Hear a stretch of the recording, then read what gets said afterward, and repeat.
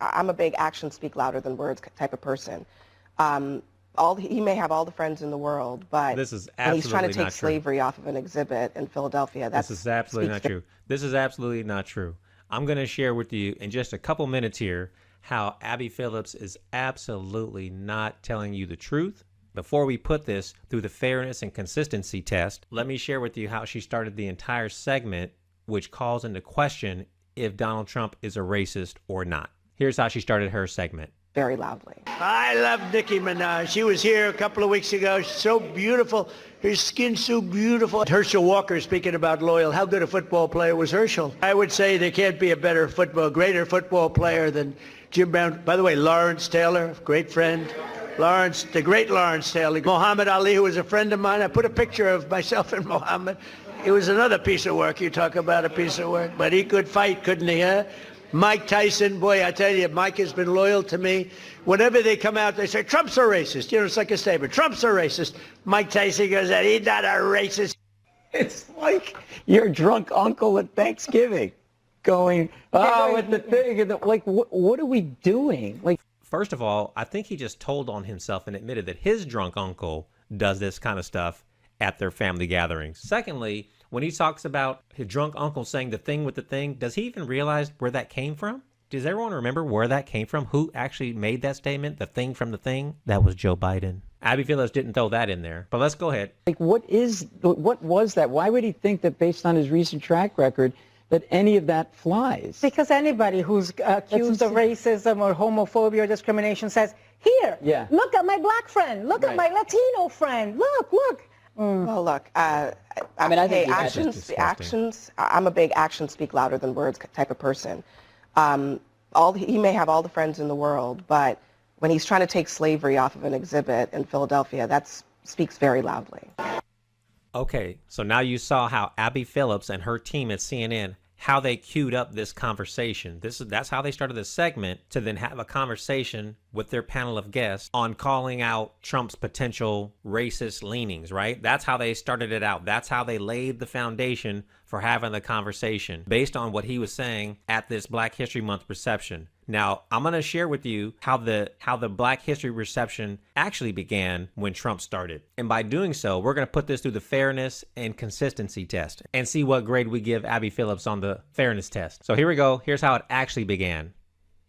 This is a nice full room. You know, we have a ballroom being built right now. So in about a year and a half, we'll be able to have about, I'd say, 10 times the number. We can invite some friends that couldn't make it today because, frankly, this was a sold-out crowd. Has been ever since I've been president. Every year it's been sold out. So a lot of great friends. Here's your knockout panel, okay? For those that are interested, see that curtain? You open that curtain, and it's a beautiful funnel right into the most beautiful ballroom. It's being built right now. So it's pretty. And they wanted it for 150 years. We're getting it done a lot. We're getting a lot of other things done, too. Well, I want to thank you all and welcome you to the White House on this very special occasion. It is indeed. I've been at every one of them, and we celebrate the 100th anniversary of Black History Month. That's a big deal. 100. Yeah, sounds kind of racist to me. Wow. That's sort of special. The 100th. That's about as, like 150 is good, but 200 is better, right? 100 is better. I want to begin by expressing our sadness at the passing of a person who I knew very well. Jesse was a piece of work, I want to tell you. He was a piece of work, but he was a good man. He was a real hero, and I just want to pay my highest respects to Reverend Jesse Jackson. Giving Jesse Jackson flowers and calling him a hero. I guess that's what every racist-leaning person would do, but let's continue. Good man. He knew Jesse personally. He was actually, as you got to know him, he got better and better all the time. A lot of people, you get to know them, they get worse and worse. Jesse got better and better. But I knew him well long before becoming president, and he really was special with lots of personality, grit, and street smarts. You would say Jesse had serious street smarts, right? A very important ingredient to life, I will tell you. He was gregarious and someone who truly loved people and a force of nature. He was somebody that we're going to greatly miss. And on behalf of everyone here today, I know you join me in sending our condolences to the entire family. Had a great family. Wow, yeah, that sounds like a racist leaning type of an individual, right? But let's continue. Let's not just take Trump's words about Jesse Jackson and what he mentioned about Black History Month as he actually began this reception. Let's now hear from Jesse Jackson himself on Trump. Family. I now want to bring forth from a 1998. friend who has, well, he is deceptive in that his social style is of such. One can miss his seriousness and his commitment, for their success is beyond argument. When we opened this Wall Street project and we talked about it, he gave us space at 40 Wall Street. I don't know if you caught that. So Jesse Jackson, number one, he does talk about Trump's social antics, if you will, and then saying if people could use that and misunderstand his seriousness and his commitment, right? So then he goes on to say that when Jesse Jackson and his organization wanted to get involved into the financial sector, that Donald Trump gave him office space at 40 Wall Street. And I don't know if you're familiar with 40 Wall Street, but go ahead and Google it yourself, because I don't like to tell you. I like to just give you information and let you go confirm it yourself. Go ahead and look it up. 40 Wall Street is it's a landmark building, and it's known all over the world, definitely in New York, where all the players are at. So when Jesse Jackson and his team wanted to get involved into the financial markets, Donald Trump gave him office space. He didn't rent him office space. He gave it to him because he was committed to the cause, according to Jesse Jackson. But let's continue. Which was to make a statement about our having a presence there. And beyond that, in terms of reaching out and being inclusive, he's done that too. Uh-oh, wait a minute. Donald Trump is inclusive. Oh my goodness. This is 1998, again, before politics, before wanting anyone's vote, before doing what was popular, because 1998, believe me, he didn't have to do any of this stuff. There was no DEI, there was no Black Lives Matter, there was none of this. He could have done whatever he wanted to do. And this is what he chose to do with his time, money, and resources. But let's continue. And created for many people a comfort zone when I ran for the presidency in 84 and 88. Again, now he said that he also created a comfort zone for Jesse and his team, doing the same kind of thing, giving office space and all that, when he ran for president himself in the 80s. This is 10 years prior to him even talking about this. So this is what Jesse Jackson himself is saying, and we'll find out if this comes up in Abby Phillips' conversation. But I digress. Let's go on. And many others thought it was either laughable or something to avoid. He came to our business meeting here in New York because he has this sense of the curious and a will to risk to make things better. And so aside from all of his style and his pizzazz, he is a serious person who is an effective builder of building with a builder of people. Last year, he was a part of our workshop, of our panel workshop on what are the challenges and opportunities. And so this, a year later, Donald Trump, for a few minutes, challenges and opportunities to embrace the underserved communities. Donald Trump. So that's from Jesse Jackson himself telling you what history Donald Trump has with him and his organizations for well over 10 years, as he's talking about it in here, because he's referencing when he ran for president in 1984, and he mentioned some in 98 as well, and now he's having this talk in 1998. So by this time, they've had a long history of Trump trying to help him and the causes that Jesse Jackson was pushing. Now, whether you agree with Jesse Jackson's organizations, the things that he was pushing for blacks and for African Americans, that's a separate topic. But this is what actually Donald Trump did do. Because remember, Abby Phillips said he can say whatever he wants about friends, but she looks at people's actions, right? Okay, so I digress. Let's get back to what Trump was saying. We're also honored to be joined this afternoon by many exceptional African American leaders and patriots, including Secretary Scott Turner recommended. Where is Scott? Where is Scott? Will you come up here, Scott? He was recommended by somebody who's very special to me, Ben Carson. Ben Carson. Where's Ben? Where's Ben? Come on up here, Ben. Come here. I got to get here. And his wonderful wife, Candy. Candy, I'm going to steal Ben for a second because, you know, I'm not going to play this whole Ben thing. recommended Scott. And when Ben recommends somebody, I just do it. Did I make a good decision? Be careful. Don't fall, I'm not going to play Ben. this whole thing because if you fall, it's going to take too that's long. the end. It's but never, you're going to you get the can message. never He's going to bring up Ben Carson. Housing is an important topic for people of color, definitely for African Americans, Black Americans. So it made a lot of sense for Trump to put somebody in a position of authority and who can make things happen over HUD. And so he chose Ben Carson for that. So during this administration, Ben Carson said, hey, I have a good person that you want to use moving forward for your second administration. That's Scott Turner. So Donald Trump gives Ben Carson his flowers. Now he has Scott Turner, brings him to the podium. I don't know if you caught that. Sorry, I fast forwarded that real quick. I don't know if you caught that.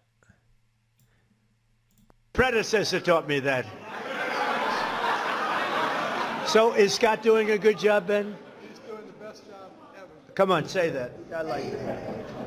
You know, one of the reasons I was so high. So I don't know if you caught that. So Trump asks Ben Carson a question. He realizes that, wait a minute, Ben Carson is answering off to the side. I don't want Ben Carson off to the side. He needs to be front and center, getting his limelight, his shine. He needs to be recognized as his own leader, not someone just answering my question. So instead of leaving him off to the side, he tells him to grab the podium and he moves aside and gets out of the shot and lets Ben Carson take the helm, just like a normal racist-leaning person would do.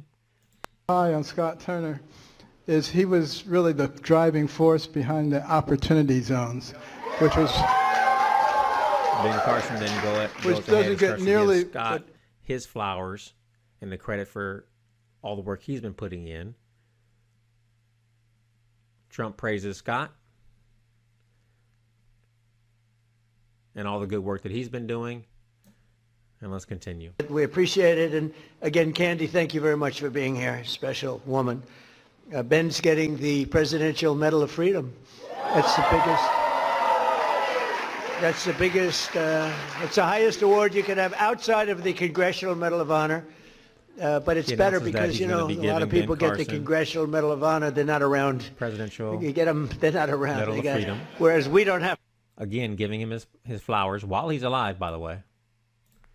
Anybody have to go? Like, come on up here, Leo. Get up here. This guy, he says it like it is. I like Leo. Brings up another Leo, person. Look at you, spry. 2.0. Leo 2.0. Let me just thank you very much, Mr. President. First of all, we are living under the administration of the greatest president in our lifetime. And we have the hottest country in our lifetime. And I want to make sure the mainstream media knows this because you represent the people who basically counter what the mainstream media has done. President Trump was the president who fully funded historically black colleges and universities. President Trump took the lead and performed criminal justice reform. President Trump made sure that we had opportunity zones. Let me close by saying this. This country is at a crossroads, and we have the right president at the right time. And if you want school choice, like I know you do, President Trump wants it. If you want a law and order society and secure border, President Trump wants that. And more importantly, I say this because this is the greatest country on the planet. American citizens should decide American elections. Vote for the Save Act. And then he does a shout out for voter ID. So that's Leo Terrell. To be honest, he was a Democrat and he was far left. But for whatever reason, he had some epiphany. He decided on more conservative values and some conservative principles, and at some point teamed up with Trump. Now, this is not what Trump is saying he did. This is what other people are saying Trump did. Okay? So let's continue. And I'm going to fast forward here. Let's get past here. You don't want to hear everything. What a great person you are. Great book. Whitehouse pardon czar. This is a big job. This is a big job. Alice Johnson. Oh, Alice. we'll let this run for a Gee little bit whiz, because you need to Alice. hear this. You need What to hear a this. sweetheart. I And this met is all Alice stuff and that she Abby was Phillips and her team heard. incarcerated for what some people would say today is not even a fine, right, Alice? It's not even a fine.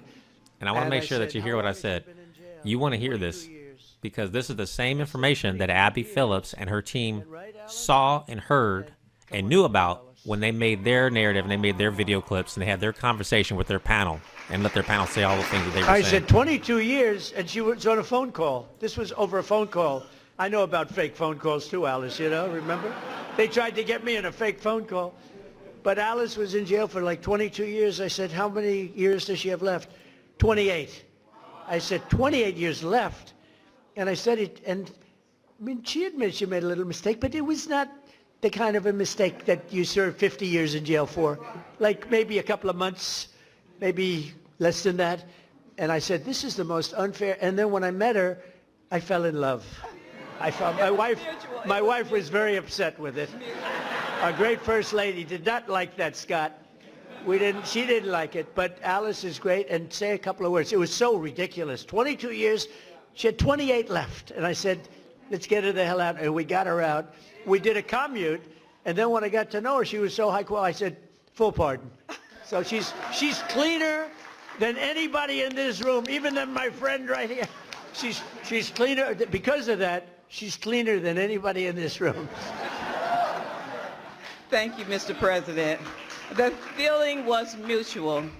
I fell in love with this man, with his heart, with his heart for this country, with his heart to really Yet all bring these America black back folks and to the people of form color of greatness that it deserved. And that's exactly all these what things he's about him. done. Does he My still sound story like is he's, truly a racist Joseph story. leaning? This president right here, President Donald Trump, brought me from the prison pit She to was in the prison. White House. I want to fast forward this because this goes on Only for a in long time. So, but you get the message. Another person giving testimony during Black History Month because he's done so much in the black community. They're saying it. My people are saying it. Scott, and Secretary Lori Chavez DeRemer. Lori, thank you very much for your Secretary of Labor. Assistant Attorney General Harmeet Diller. How are you doing? How are you doing with Harvard? How are you doing with Harvard? You know, Harvard's extremely discriminatory, unfortunately. Calling out and Harvard it's working for good. being discriminatory. Harmeet is on their trail, right? Good, good. You keep suing them. The hell with them. He says, keep suing them because they're discriminatory. I like the historically black colleges and universities, Leo which Terrell I- called this out. which I saved. Leo 2.0 said it, but which I saved. We saved them. They had no funding, and every year they'd come back, and I got to know some of the heads, and every year they'd come back, and after my third year, first term, I said, you guys keep coming back. Why do you keep coming back? He said, we have to come back every year. For years and years, they had to come back. And one of them said, one of the heads, a great guy, said, they make us feel like beggars. We have to come back. I said, I'm going to get you long-term financing. And I got it for them. And I said, the only bad thing, I'll never see you guys again. I haven't seen too many of them. But we took care of see, the that's what a racist historically would say. black colleges miss seeing and you guys come in. universities, right? And it was a great thing to do. And so many others are in the audience that are just friends of mine. I look at them, so many. But if I introduce all of you, we're going to be here a long time, and that's unacceptable. Let's get for it. I think you get the point. I can go on and on. I could show more. I said you're right about that. I didn't do too bad. We happened to be here at the right time. That's all that was. But we thank God for the strength and courage and grit and devotion of black Americans who have helped make America the most powerful country in the history of the world. We now have. Sounds And you racist saw to me. that with our attack a few weeks ago on Venezuela. We have the greatest military in the world. We make the greatest equipment in the world. There's nobody even close. Nearly 10,000 African Americans fought for the patriot cause in the Revolutionary War. Did you know that? 10,000, and it's actually a number, even I've heard even number Giving higher flowers than to that, the helping black ancestry. secure our independence in every generation since from the Buffalo Soldiers to the Tuskegee Airmen, black Americans have stepped forward to defend the flag and to defend our country like few others, really, like few others. And you've never really been given the recognition that you should get for that. You know that, Ben? They never, I don't think a lot of people have given the kind of recognition, but everyone knows all about the Tuskegee Airmen. They were great and amazing. The Buffalo Soldiers. Do you know the Buffalo Soldiers? Good stuff, right? From jazz to the blues. That you know, that you do get recognition for. Jazz, the blues, from rock and roll to rap. Black artists like Chuck Berry, Muddy Waters. How about Nicki Minaj? Do we love Nicki Minaj? Right? I love Nicki Minaj. She was here a couple of weeks ago. She's so beautiful. Her skin's so beautiful. I said, Nicki is so beautiful. Her nails are like that long. I said, Nicki, are they real? She said, she didn't want to get into that. But she was so beautiful and so great. And she... Okay, we'll stop it right there because that's actually where Abby Phillips actually started her clip of the segment in introducing this narrative or the foundation to have the conversation with her panel. So you see for yourself how much was left out of that foundation to then springboard into a conversation on the subject if Donald Trump is racist leaning or not. I'll let you decide. Does that pass the fairness test just to start with Nicki Minaj? Is that, and talk about Mike Tyson and the football players? Was that fair? Did that really give the real context of who he is and what he was saying while he's at the reception? I'll let you decide. Now that you've seen that, let's see what the panel now does with the information they have, and let's see how Abby Phillips moderates this so that things stay in context and they're fair and accurate. Let's see how well she does. I mean, I think actions. I'm a big actions speak louder than words type of person. He may have all the friends in the world, but when he's trying to take slavery off of an exhibit in Philadelphia, that speaks very loudly. Now, I have an issue with the Philadelphia display as well. I don't know why. I do think that would take further conversation to see what was the thinking behind taking that down, but I digress. Let's see where they go with it. So I'll address the first part, then I'll get to that. I think he needed to celebrate Black History Month. I'm not aware of any year from the previous term that he didn't celebrate it, and I think we'd probably be having a very different conversation tonight if it wasn't acknowledged, considering the history of Black Americans in this country. That said, the Pennsylvania thing is a big... And that's true. I mean, could you imagine? It's kind of like damned if you do, damn you if you don't. He's celebrating Black history, and they're questioning if he's a racist of all things. If he didn't celebrate Black history and do the reception and do the event, then he would definitely be talked about as if he's a racist.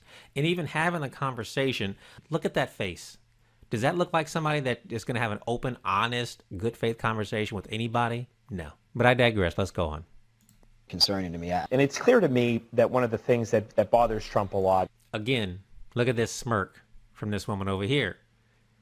Does that look like someone that's about to have a good faith, honest, open conversation, unbiased? No. Let's go. Is being called a racist. I don't believe he fancies himself that way. I don't think many people, at least folks in that room, I don't particularly think he is, although I have very much disagreements, just like Shermichael, about Philadelphia and other things. You know, when he talks about criminal justice reform, I think he really cared about that issue. When he talked about opportunity zones, I actually really do think he cared about trying to bring prosperity into minority-heavy neighborhoods. I do actually think he cares about bringing crime down in those neighborhoods across America that he's trying to focus on. I do think he cares about that. I do think, however, he steps on those messages when things like this Philadelphia example. Now, you see, now both of those men who just spoke, and I only showed very little of that. You can tell, though, in the small amount that was shared, they did question some of the stuff like the Philadelphia and some little side comments that he makes, which this gentleman right here just mentioned. So they acknowledge that. But then they also add the other stuff that was obviously very good. So let's see what the rest of the panel has to say. Every Black person he name-checked today is a celebrity. So my question is... Well, no, there was a grandmother who lost her son to violence who spoke about it. Yeah. His criminal czar who was released. They were featured speakers, but these are not people who are his friends. These are people who were there as scheduled speakers.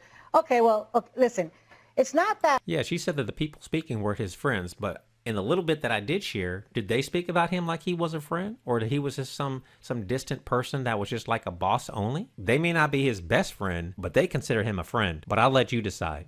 People say that Trump is a racist is that the housing department in the 1970s said he and his father were racist. It's that the Central Park Five, for whom he demanded the death penalty and has never apologized, think he's a racist. I'm surely surprised at Abby Phillips. Okay, number one, the housing department, Google this yourself. Google it. His dad's organization, when Trump worked there, it was his dad's business at the time, in the 70s, so we're talking about over 50 years ago, was accused of discriminatory rental practices. This is a fact. They settled out of court, so they weren't found guilty of anything, let alone being found guilty of racist. So what she just said was the housing authority says Trump is racist. That is factually not true.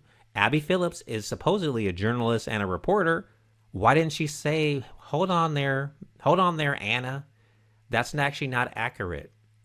He had a claim of discriminatory practices put on him, and yes, they settled out of court. However, Anna, no, he wasn't found guilty of racism. Why didn't she say that? As far as the Central Park Five goes, again, everything I'm saying, look up yourself. Don't trust me, look it up. There were a group of 5 teenagers who were arrested and suspected of SAing a female jogger back in this was in the 90s, so, or late 80s. I was a young person at this time. They were arrested, and in their interrogation, they confessed to doing the crime. Now, I don't know how tough the interrogation was. I watched First 48, and I'm letting you know that under no circumstance would I be confessing to a crime that I did not commit. So let's first get the facts straight. They were arrested and suspected of doing this crime. During the interrogation, as heavy as an interrogation as it may have been, they confessed to doing the SAing, right? They confessed. After they confessed, Trump said, hey, these people should get the death penalty because they stalked and SA'd this innocent woman in the park in the middle of the night. That's what he said. He put up an ad on the paper, apparently. Like I said, I was so young, I wasn't reading at the time, but he put an ad in the paper, demanding this because he wanted justice to prevail. Well, they did get sentenced, but turns out later they confessed to the crime, but DNA results prove that they actually didn't do it. So now you've got a situation where these people confessed to a crime that they didn't do. Everyone got upset.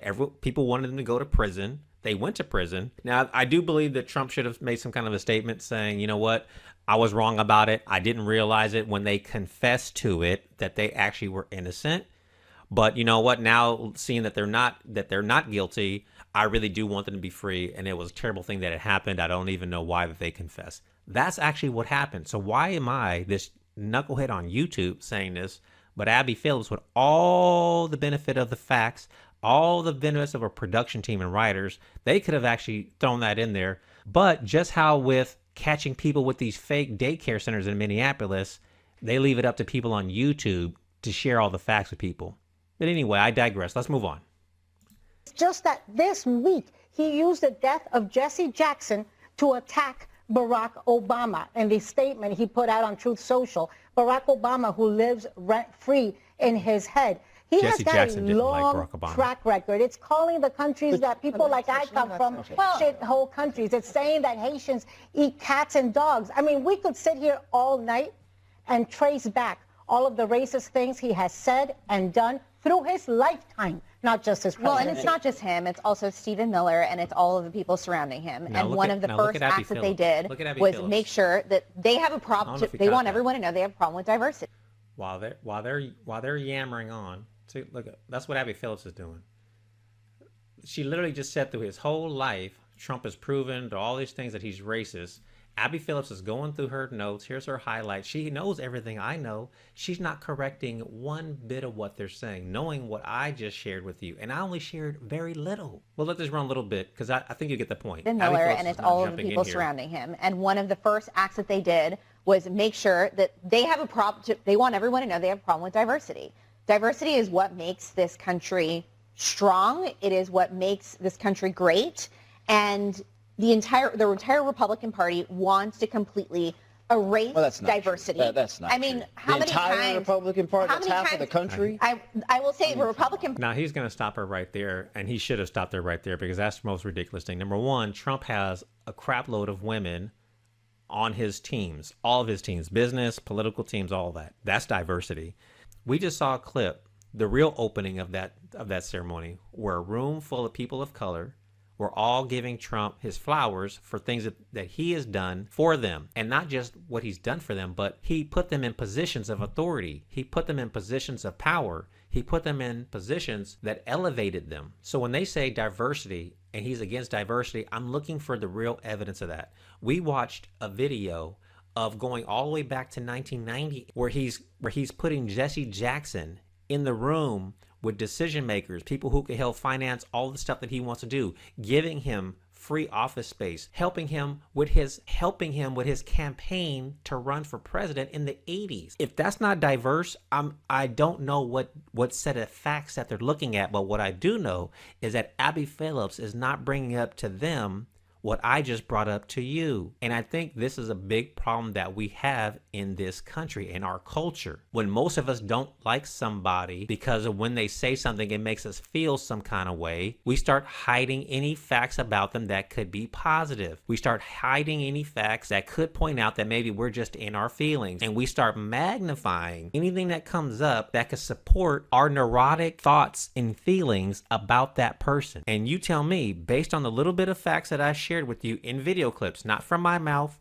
from the people's mouths in that room, in that reception that they spoke about Donald Trump, from the lips of Jesse Jackson himself, since we're in the Black History Month and he just unfortunately passed away, from his mouth what Donald Trump has been doing in the black community and with people of color. You tell me, do we believe that Donald Trump is racist leaning, one, and two, did Abby Phillips and her team pass the fairness and consistency test? You tell me. But until the next time, I really appreciate you sharing your time here on Equal Heat, where fair standards and tough questions rule the day, where we're not afraid to, but we make a point to call out everybody on the left and on the right and everywhere in the middle on the BS when we see it. And speaking of that, I have a clip of the folks on Fox doing the same thing. I'm going to call them out too because, like I say, I may be biased, but I'm not a hypocrite. This is free content, but I do need your support because if we don't promote fair and consistent conversation, we're done as a culture. So like the video. Liking the video lets the algorithm know that when I say equal heat and fair standards and calling out people on both sides, that's actually what I do in the clip. So like the video and subscribe to the channel if you want to see more of these clips and jump in on the conversations that we will be having, because I do read the comments and I do reply to the comments. So like, share, and subscribe to the channel, and I'll be seeing you on the next Equal Heat. Peace.